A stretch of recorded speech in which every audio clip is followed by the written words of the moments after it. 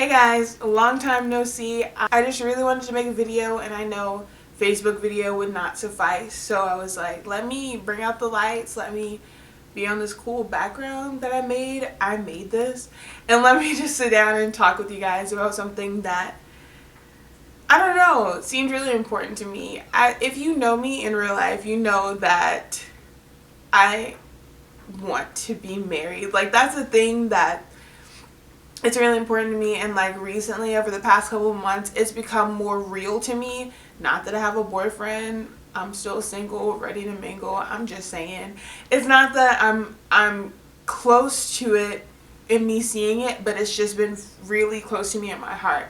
So in order for me to prepare for it, to actually have it in front of me, I've been trying to prepare spiritually, mentally, whatever, for marriage, if that's really what I want to do. And I just realized that I never made a list of deal breakers. And I know that, I guess, deal breakers seem really important to some people, and it never seemed important to me because I know what I like, I guess, and I know what I look for in a person. But I guess for some people it's important to know what you don't want in someone. So I was like, okay, let me sit down and try and just think of some deal breakers.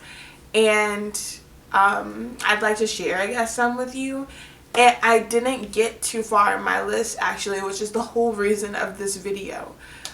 So deal breaker number one that I had was that if he was not Christian, like, I wasn't down with it. Like, I'm not gonna be down with it because honestly, like, and this is gonna sound so corny, I think that, but if you know me by now, you know I'm number one cheeseball. Like, that's me. But honestly, like, Jesus is the best part about myself. And if I can't share the best side of me with you, what are we gonna have together? You know what I mean? So deal breaker number one is not being Christian, not having a strong relationship with God, not wanting to deepen your walk with Christ. That's a no-go for me. And deal breaker number two, I guess, I would hope that this would be a deal breaker for everyone, but the only thing I could think of was having bad hygiene, which is weird. Like, and I guess it's not as surface as that.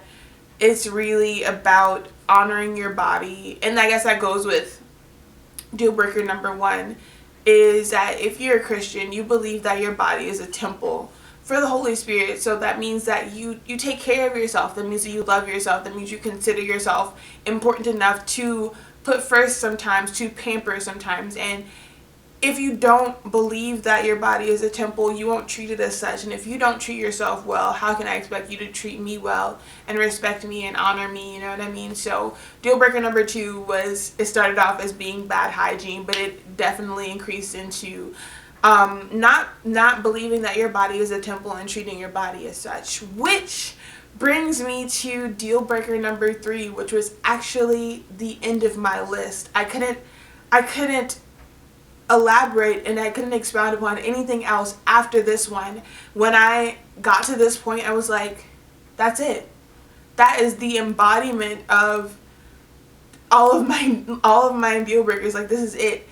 And deal breaker number three, and my final deal breaker, was not embodying the fruit of the Spirit.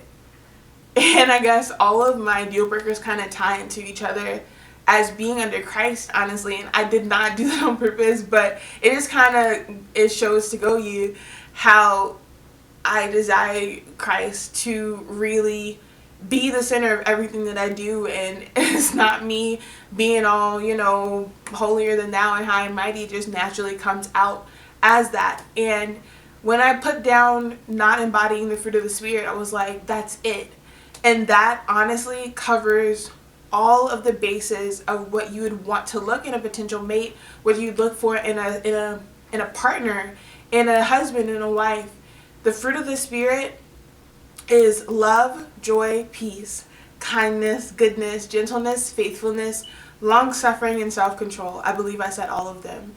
And that covers absolutely any base you could ever have.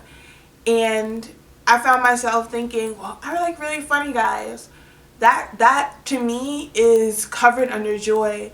Or I like guys who are really, really nice. That to me covers under gentleness and self-control and love. That literally covers everything. Being trustworthy is covered under goodness. Literally, God is so smart. He's so smart, and he simply put it right in front of us. Like, this is all you need. This is the blueprint for for anyone that you could ever want, you know what I mean? And after I put that on my list, I was like, that's it.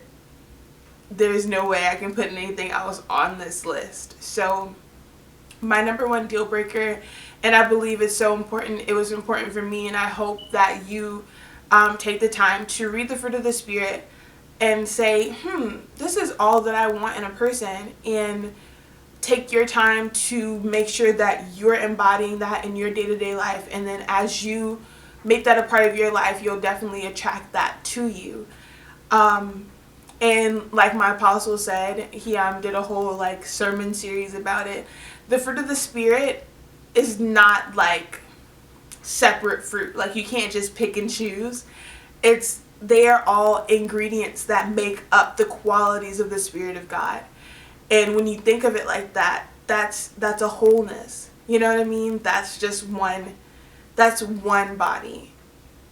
And that's all I could ever ask for. And that's all I would want somebody to require of me, because that covers all of the bases. So my deal breaker is, if you aren't carrying the fruit of the Spirit, how are you gonna carry me? I don't know. Point blank, period.